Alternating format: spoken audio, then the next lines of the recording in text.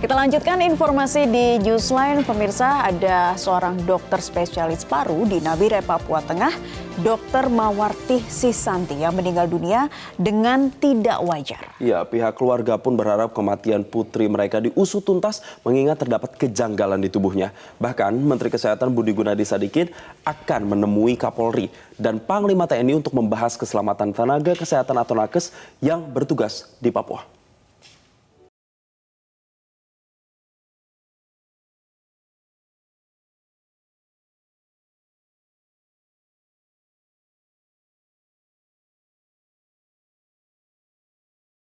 Duka menyelimuti kediaman almarhumah Dr. Mawarti Susanti di Kota Makassar, Sulawesi Selatan.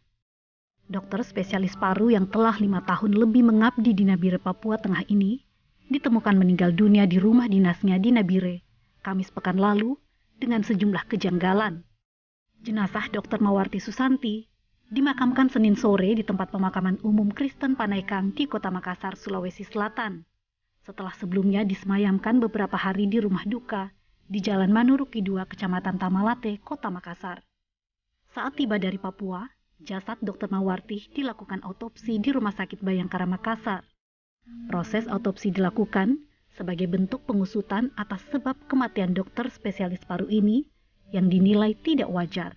Diduga meninggalnya Dr. Mawarti terindikasi adanya tindak kekerasan. Keluarga pun berharap kematian anak ketiga dari 5 bersaudara ini diusut tuntas karena sejumlah kejanggalan yang ditemukan di jasad Dr. Mawar. Menurut sang ibu, terdapat luka lebam di tubuh hingga luka jeratan di bagian leher.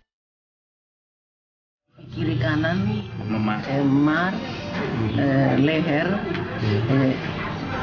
kayak seperti berlubang, seperti cekikan ataukah cengkraman, iya, atau dijerat. Ya, kita harapkan supaya diusut tuntas karena kita butuh keadilan.